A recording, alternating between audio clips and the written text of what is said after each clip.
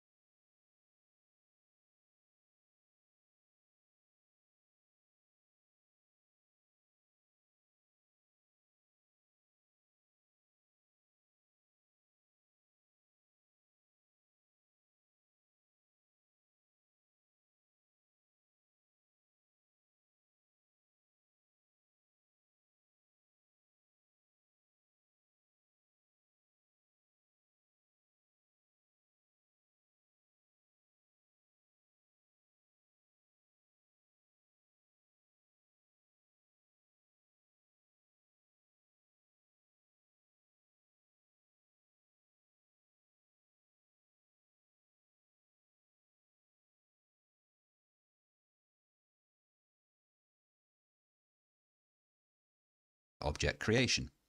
Okay, and we can do the same for age. And let's actually give this person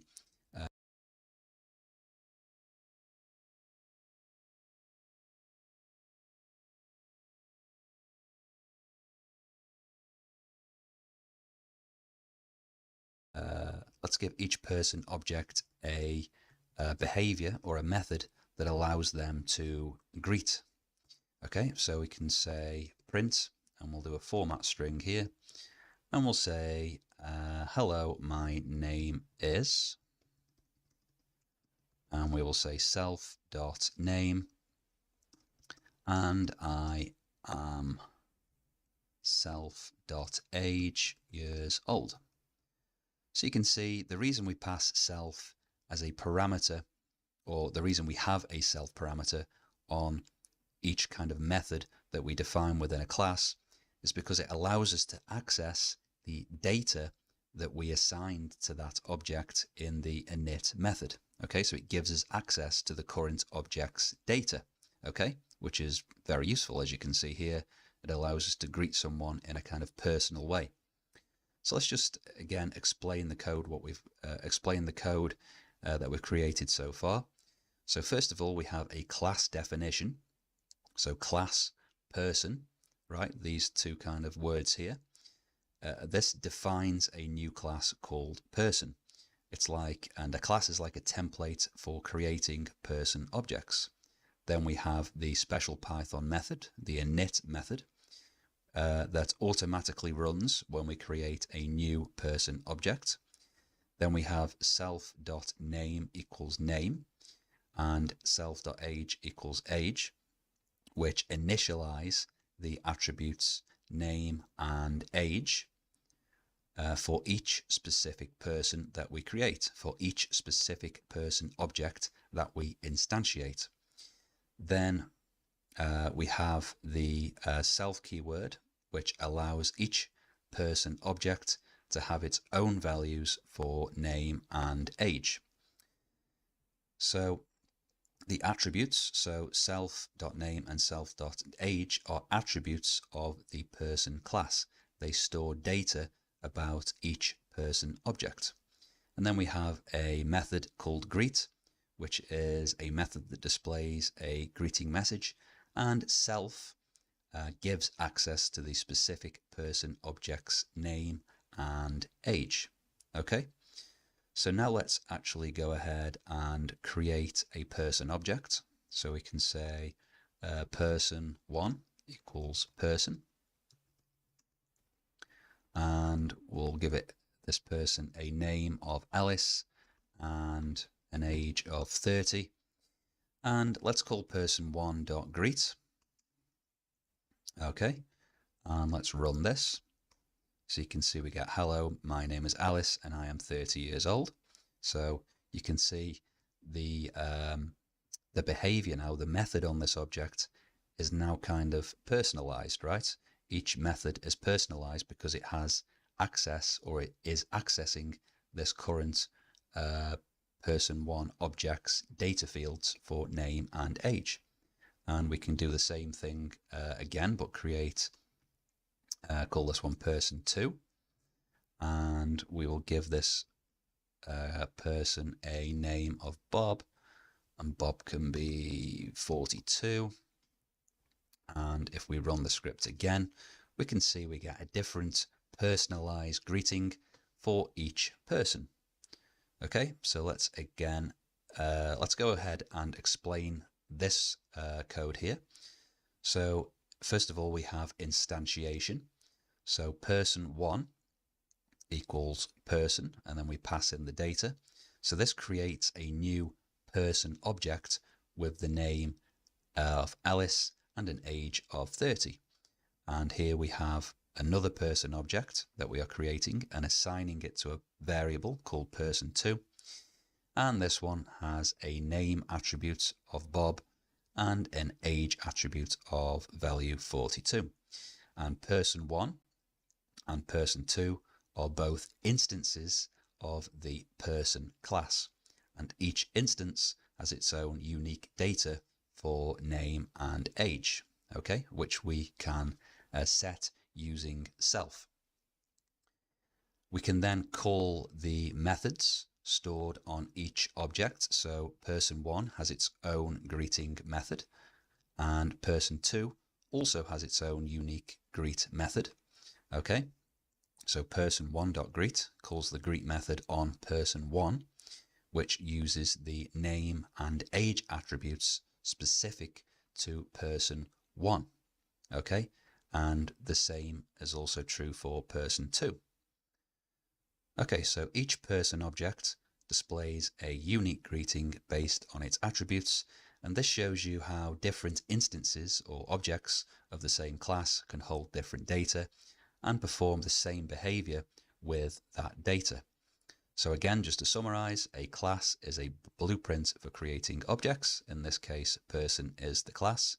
An object or an instance is a specific example created from the class. So person1 and person2 are both objects or instances of the person class. We have attributes, which are variables. Okay, so we have attributes for name and age that store data about an object. Okay, so these are attributes of the person class. We have methods, which are functions defined in a class that perform actions, and greet is a method that displays a greeting. And then we have the self keyword here and also here, which refers to the specific instance of a class. So here, this is a specific instance of a class, and here, person2 is also a specific instance of a class, and it gives each object access to its own attributes and methods. So this example introduces the fundamentals of object-oriented programming in Python, providing you with a nice foundation for understanding how classes and objects work. And again, don't worry too much if you don't fully understand the self keyword for now. It will make way more sense once I introduce you to static methods and attributes a little later on in the course. So we're now going to have a look at the different ways of accessing and modifying data in objects, and we'll also discuss the preferred way of doing this in Python. So let's create a user class that defines what data or attributes and what behavior or methods a user should have. So we'll create a class called user, and we will define some attributes within the init method. So a user is going to have a username, an email, and a password. And we can set those attributes on the object using the self keyword. So we can say the current object, and we want to set a data field or an attribute on that current specific object called username, and assign it to the value that we pass in when we create the object. Okay, and we'll do the same for email, and we'll do the same for password. Okay. We also want to define a method that allows us to say hi to another user. Okay, so we'll create a method called say hi to user. We have the self parameter, which we always pass into these methods that are, specific for each object. Okay, and we're going to pass in a user that we want this user to say hi to. Okay, so then we're going to print a message, and what we'll do is we'll say sending message to user.username. Let's see, what's the mistake? I think that's okay. And then we'll say colon hi user.username, it's self.username. Okay, so in here, this say hi to user method, we pass a user, which will be a different user object.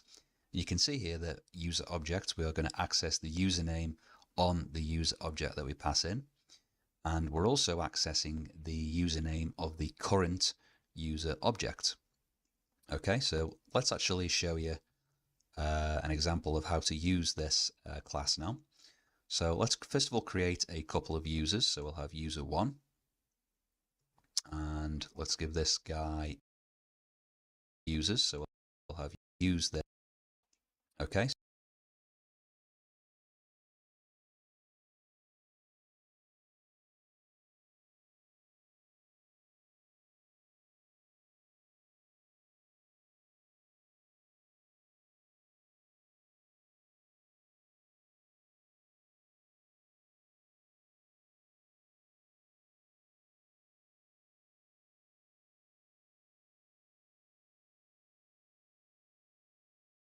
So let's actually show you an example of how to use this class now.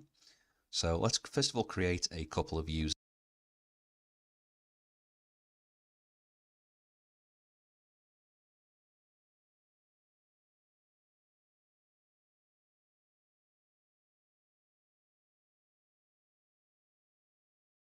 So we'll have user 1, and let's give this guy a username of Dan the Man, and we'll give him an email of dan@gmail.com and a password of 123. And then we'll create user 2. So this can be Batman, and we can say bat at let's say outlook.com, and the password can be ABC. So let's say that we now want to we now want user 1, or user 1 wants to say hi to user 2. So what we can do is we can say user 1 dot, and we want to say hi to user. We want to say hi to user 2. Okay, so now if we run the script, you can see here sending message to Batman. So we are sending a message to Batman, and the message that we're sending is, hi Batman, it's Dan the Man. So you can see here again on this say hi to user method, we pass the user that we want to say hi to. So the current object that we are dealing with is user 1. So self is effectively referring to itself, so user 1. And we are saying hi to user 2, and we are accessing the data fields on user 2. So let's now take a look at how we can access and also modify or update the data within an object. So let's just get rid of this user 2 for now and just have you deal with user 1 for simplicity. So as we've already shown, you can access data on an object using dot notation. Okay, that's very simple. But we can also assign a new value to this email attribute for user 1. So what we can do is we can say user1.email is equal to, let's say, danny@gmail.com, okay, instead of Dan. Okay, so now if we actually print the email of user 1, after modifying it, we should see a different value. So you can see initially it's dan@gmail.com, and we've modified it here to danny@gmail.com. Okay, but the problem we have is we can actually modify this to any value that we want. For example, 123, or let's say Jim, for example, or just Dan, right? We can just modify it to a non-email address. Okay, so this is not a valid email address, but we can just assign it any value that we want. So this is not good. Okay, so what we actually need is a way of controlling the way that we can get and set or read and modify the data on an object. So what I'm going to do now is I'm going to show you two different ways of doing this, of getting and setting data on an object. So the first way I'm going to show you is the kind of traditional Java style approach, which was sort of popularized in the Java programming language. And then I'm going to show you the more modern Python way of doing things using properties. And this is also popular in the C# programming language. So the first approach that I'm going to show you of safely accessing and modifying data is the kind of traditional approach, which is where we make the data attribute private and use getter and setter methods, or getters and setters. So first of all, let's modify our user class to make email protected. And I'm just going to get rid of this say hi to user method because we don't really need it anymore. So the way we make a data attribute protected is by prefixing it with an underscore. Okay, so this is the kind of Python way of making a data attribute protected. Okay, and when we make an attribute protected, it means that we shouldn't read this attribute outside of this class or any of its subclasses. And don't worry about subclasses for now if you are unfamiliar with them, because they will be introduced in the inheritance section of this course. So basically we make an attribute protected in Python by prefixing an underscore in front of the attribute name. So I just want to have a quick discussion of kind of Python's take on access modifiers. So unlike languages such as Java or C++, which enforce strict access control, so using keywords such as private or protected, Python takes a more relaxed approach. So in Python, a single underscore before the name, for example, underscore email, is a convention in Python that indicates that something is intended for internal use within the class or module, and it means that it should not be used outside of the class. So let me show you what that means. So let's create, for example, a method. I don't know, let's call it get email, right? So this is essentially a getter method, and what we do is we just return email. And again, we need to pass self so we can actually access the data on the object, and we return self.email. So here we are accessing the email field, this protected email field within the class, okay, within the user class, which is no problem, we can do that. However, what we shouldn't do now is access this email field outside of the class. Okay, so if we call user1.email, we can see that it no longer exists. We get this underscore email, which does exist. However, in Python, Python developers will look at this and think, why are you accessing a protected attribute? You're not supposed to do this. Okay, so that's a kind of Python convention, really. Python doesn't really enforce this restriction, right? It doesn't, throw an error here. Python doesn't say email is protected, we shouldn't be accessing this, let's, throw an error and, abort the program like, programming languages would, such as Java or C#. It's kind of the attribute, or, the protected attribute is still accessible from outside of the class. So you can see here we've accessed this private or protected attribute, but it signals to developers that it's meant to be protected or internal to the class. Okay, so it's meant to be used in the class, as we've done here. We've used it within a method.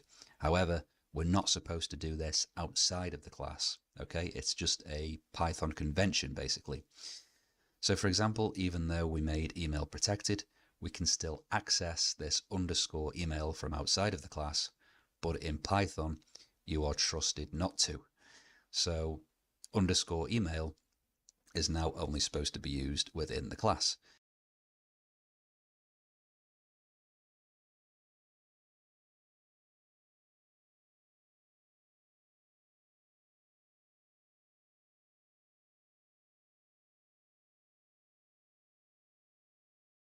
So let me just get rid of this get email method and maybe give a better example. So if we have a method called clean email, and let's say that what we want to do here is basically make the email lowercase and strip any white space at the beginning or end of the email.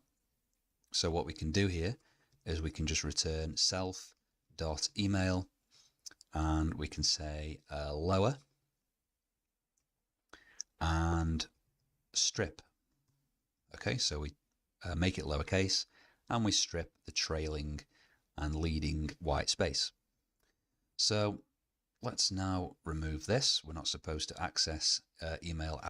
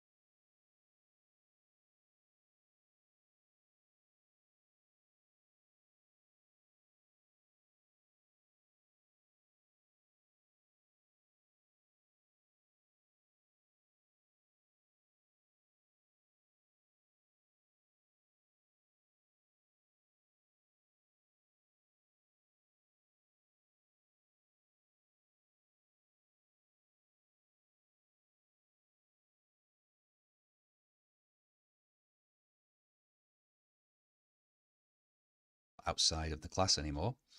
And let's just remove this. So let's now print user1.clean email and run the script. So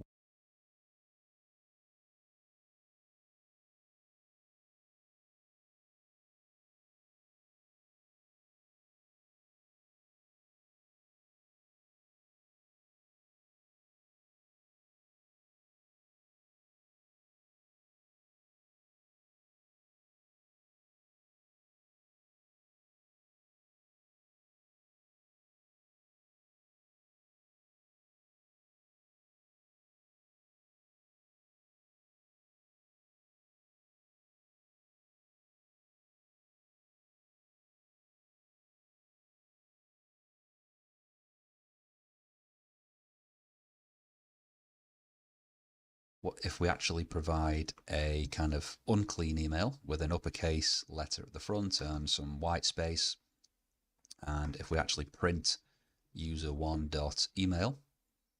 Now, we're not supposed to do this, but I'm just going to show you for demonstration purposes what the initial email is and what it's kind of clean to. Okay, so we have white space at the front and back, we have an uppercase letter, and then we clean the email within the class, basically. So I just wanted to sort of demonstrate here why you would want to actually access something within the class but not outside of the class. So by prefixing email with an underscore, we are effectively communicating to Python developers that this is a protected attribute and it shouldn't be accessed outside of the class. Okay, so if we now do user1 dot email equals just some random invalid email, this is something that you are not supposed to do, right? Because we have prefixed this with an underscore. So effectively, this is poor kind of Python etiquette, if you like. So what we can actually do is provide some methods within the class for modifying this email field in a controlled way, rather than just allowing the email field to be assigned to any value outside of the class. And that's kind of the advantage of making this email field protected.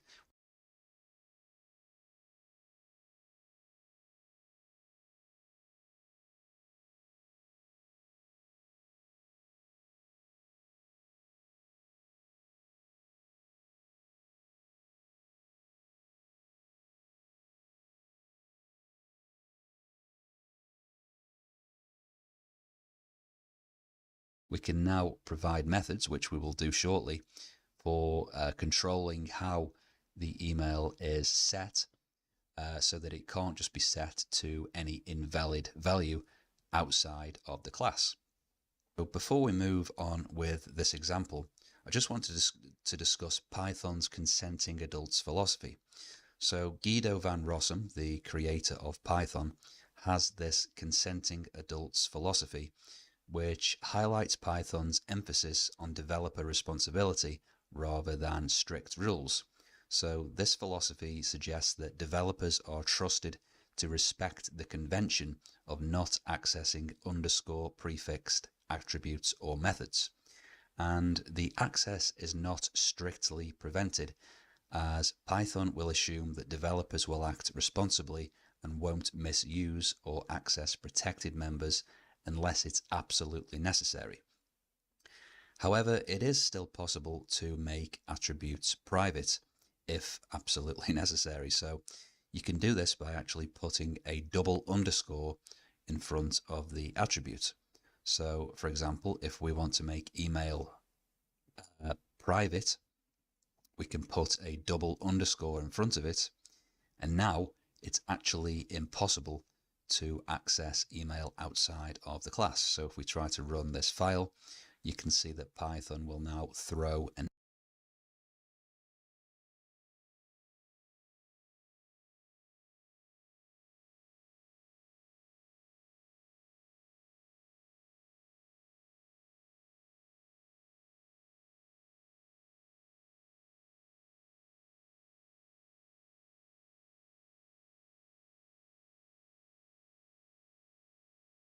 error because this attribute is protected, and effectively it says that this object, this user object, has no attribute of double underscore email, even though we created one with this name. So how does this work under the hood? So Python will actually change the name of this attribute, so double underscore email, so that an error will be thrown if you try to access it outside of the class. So behind the scenes, when you put a double underscore in front of the attribute, Python will do something called name mangling, which basically means to change the name of the attribute so that it can't actually be accessed outside of the class. Or in other words, if we try to access the variable outside of the class, we will get an error because under the hood, Python has actually changed the name of the attribute. Okay, so it kind of makes the attribute effectively private.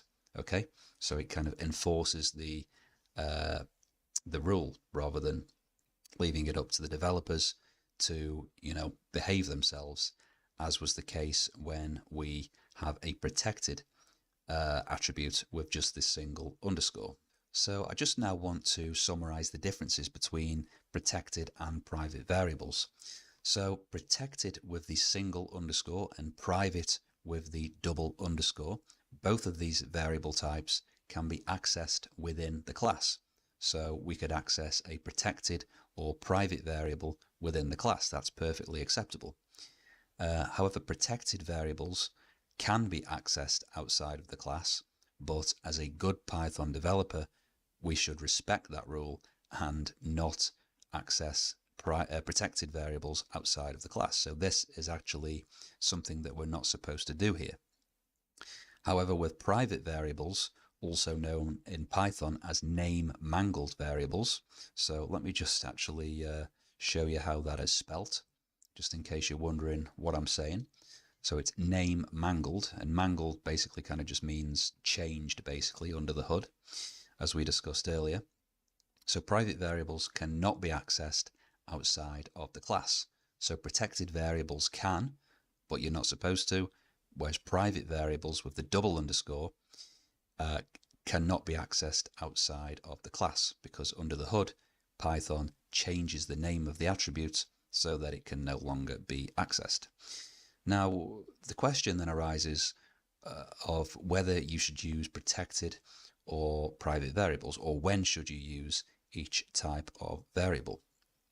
So in most cases, using a protected variable is enough to signal internal use within the class, and protected variables generally offer better readability and flexibility, making them the preferred choice in Python.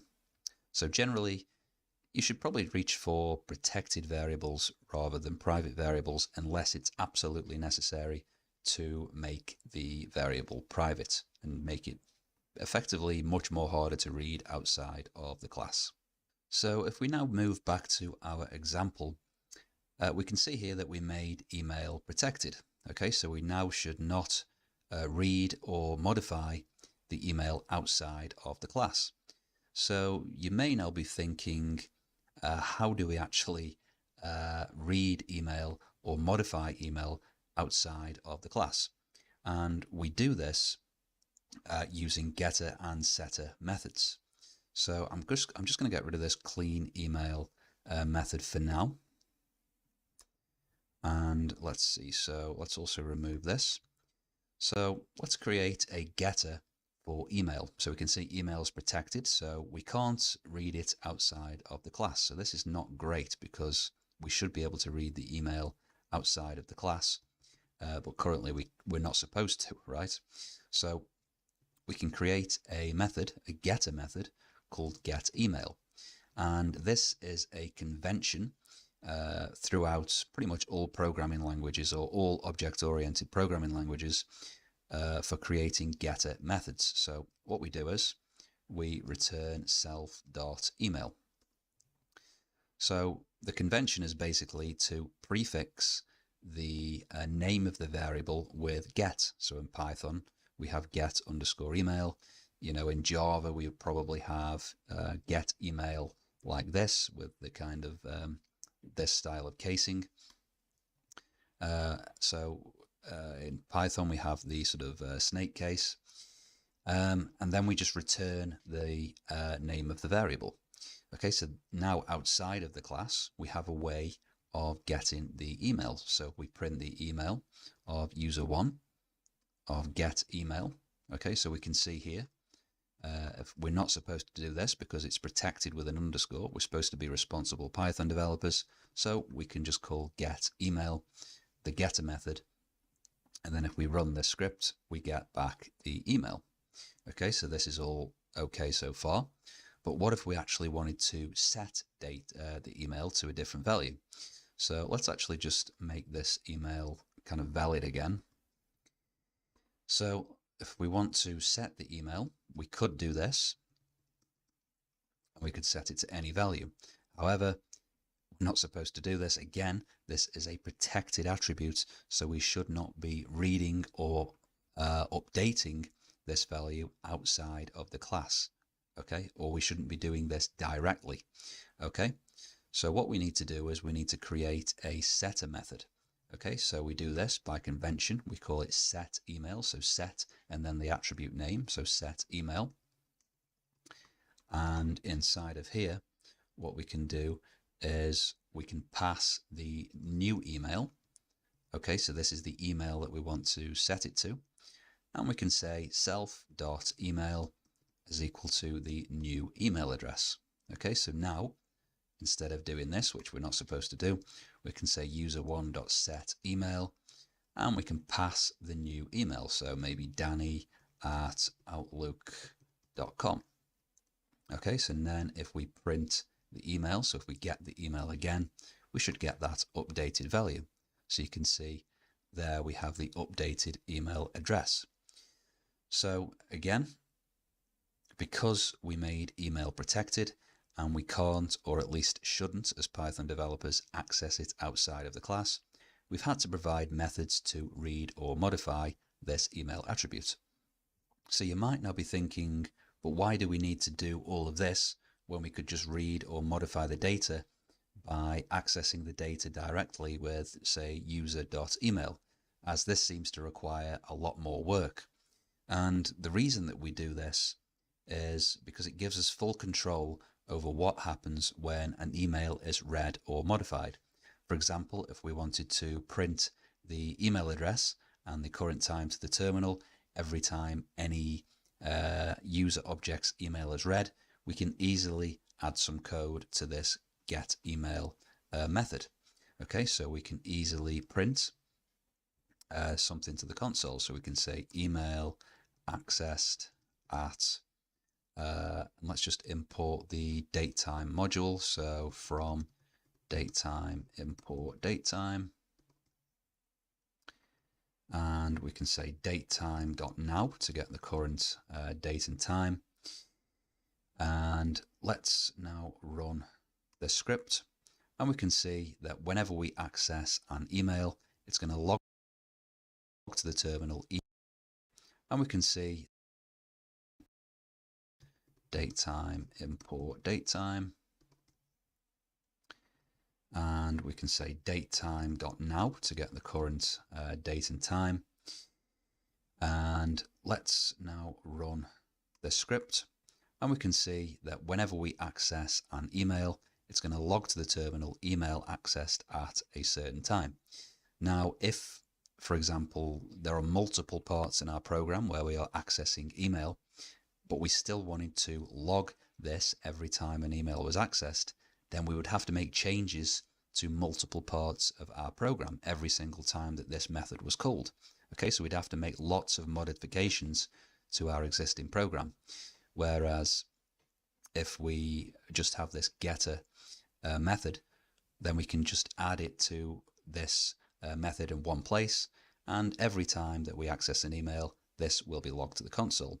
So you can see that by using getter methods, it kind of provides a kind of single point where all of the logic can be placed when we get an email. All of the kind of things that we want to do when we get an email can be placed within this getter method.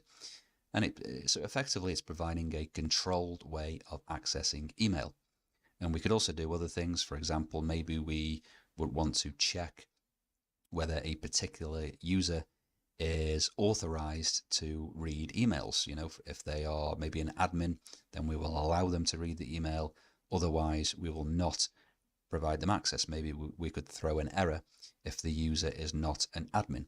So it provides a controlled way of reading the email address rather than just accessing it directly with, say, user1.email. Okay. So, and the same thing is true for setting an email,